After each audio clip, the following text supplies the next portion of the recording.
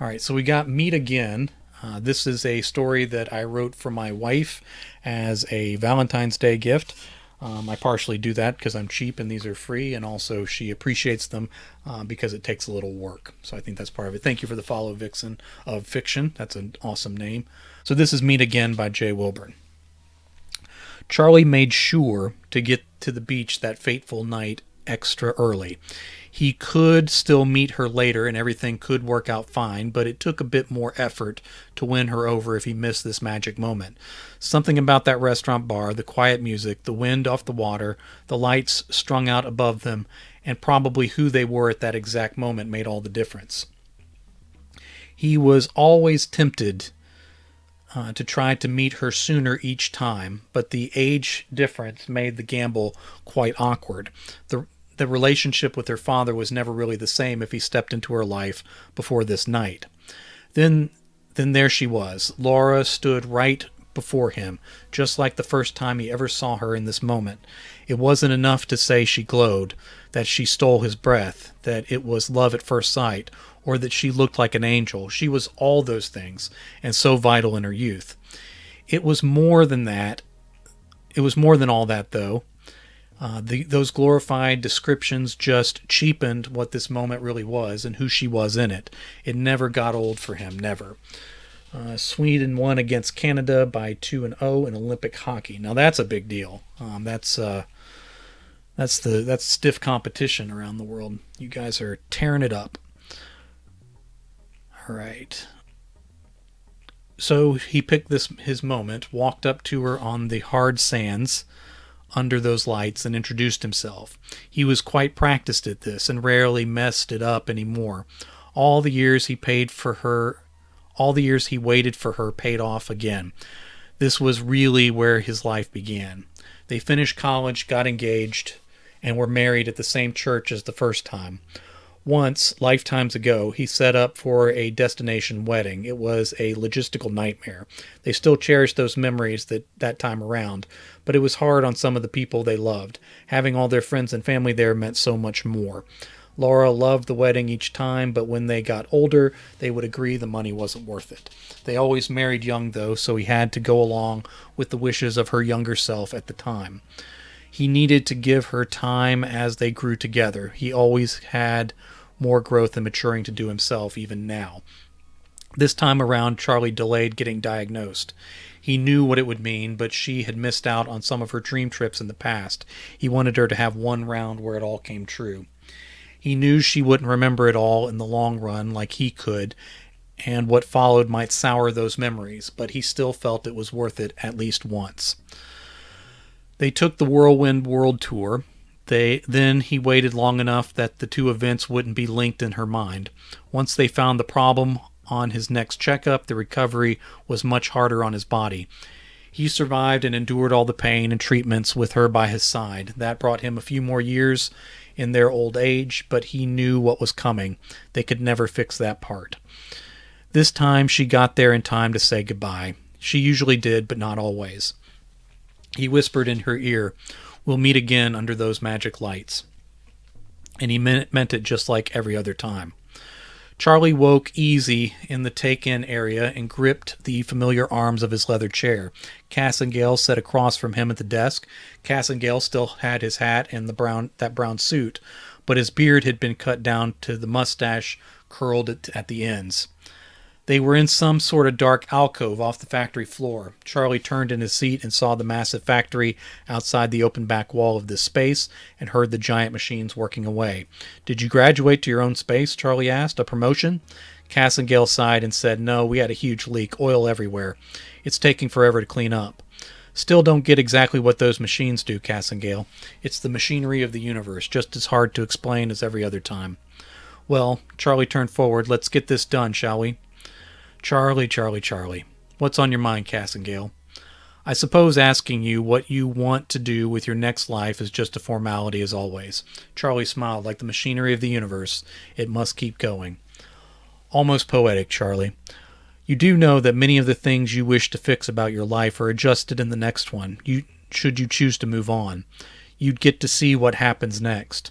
Charlie crossed his legs, stared at Cassangale's mustache, and waited. You're not even going to consider it? Charlie shrugged. There is nothing wrong with the life I have. Had, Cassangale said. Charlie smiled. And will have again. Of course you can go back and repeat the same life. There is that flaw, though. You're not supposed to remember, not as completely as you do. The human mind is not supposed to recall so many versions of the same life. It's the same flaw that kills you every time and leaves her a widow for so many years. How long does she go without me? You know I can't answer that, Charlie. Then you need to stop bringing it up. What you call a flaw is all I ever want. So go through the motions and fill out the paperwork because I'm going round again. Cassangale relented as he always did. Then Charlie stepped into the light to be reborn again in the past. Charlie usually started to remember his past lives between 4 and 6 years old. During those years, he'd say and do things that usually got him sent to a child therapist. As the memories really started to fall back into place, he remembered enough to stop talking. No more strange predictions, no more cryptic messages beyond his years, no more walking around his house searching for a ghost named Laura. That always freaked out his parents when he brought home a real girl named Laura years later. He just got better, played it cool, and things went back to normal. Typically, he started doing much better in school. He'd lived his life hundreds of times, so elementary math and reading were a breeze. Sometimes he let himself get placed into the smart classes. Other times he held back because ultimately school was boring for him now. He just started reading more books on his own in his spare time to pass the time. The advanced classes were more work for no real reward in his view. He had to hide the advanced books he picked up from the library, pretending they were for his dad when he checked them out or dropped them off. All right, let me save that. This time, Charlie arranged to meet Laura early, even knowing the risk. It wasn't easy because he was in middle school when she was still in elementary. They were only in high school at the same time 1 year and in different parts of the state. So Charlie decided to get into theater classes this time around. He made sure to get a speaking part in the one acts his senior year. And he met her as a freshman in high school. This was a big gamble, but he wanted more time with her. They talked but didn't really try to strike anything up. He stayed in touch with her, not as easy before email and cell phones were as common. He had to hear about her old boyfriends in real time. He feared being put in the friend zone, but only a little. They were always meant to be. He dated a little this time around, too. He never let himself get close. In a few past lives, girls started falling for him, and he reached a point he had to really break their hearts. They were never going to be the one for him. It scared him to think they could be. He could try out a life with one of them. Laura would go on to make someone else happy.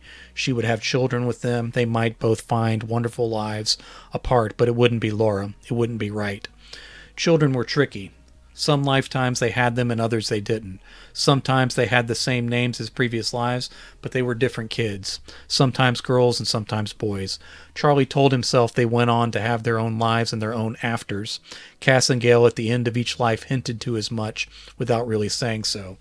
He loved their children, whoever they turned out to be each time. He always tried hard to be a better father, but it seemed there were never enough lifetimes to perfect that. This time, under the lights on the sand, it was like a reunion. Charlie feared she might not choose to be with him since he was already in a different place in her life, but things worked out like they were meant to. They had their church wedding, their kids, and their life together. Charlie got his diagnosis early. They were able to help him live longer, a little longer anyway, but that meant they both had to live with it longer. Laura, too. As a result, he saw more age on her by the time he passed. She was still beautiful, different from the moment they first met, but nothing less than magical. Charlie whispered in her ear, "I love our life together. I would choose no other." All right. Cassangale's desk was back in the middle of the factory floor. They must have gotten that oil spill cleaned up. He had his full beard again, too. With giant machines pumping away around them with no obvious purpose, Cassangale held up Charlie's folder and said, "I have everything in place. I can't fill it out until you get here each time. If you changed your mind, let me know, Charlie. I'm ready to start again. I figured you would be." Charlie didn't date much this time around. He started playing around with making short films. He got into podcasting way ahead of everyone else. He considered maybe stealing ideas for books or songs before other people could write them, but he never could bring himself to do that to someone. His accurate predictions on his podcast made him quite popular, and he earned a good living early on with the ad revenue. He was early to the beach that night. Finally, they were together again. Each time was like taking a first breath. A couple weeks later, he suggested they sneak off for a ski trip. He remembered a friend telling him the story of being snowed in with his then girlfriend. Charlie and Laura got snowed in just like he knew they would. As he hoped, they spent a lot of time together in that cabin, and it became one of their cherished memories this time.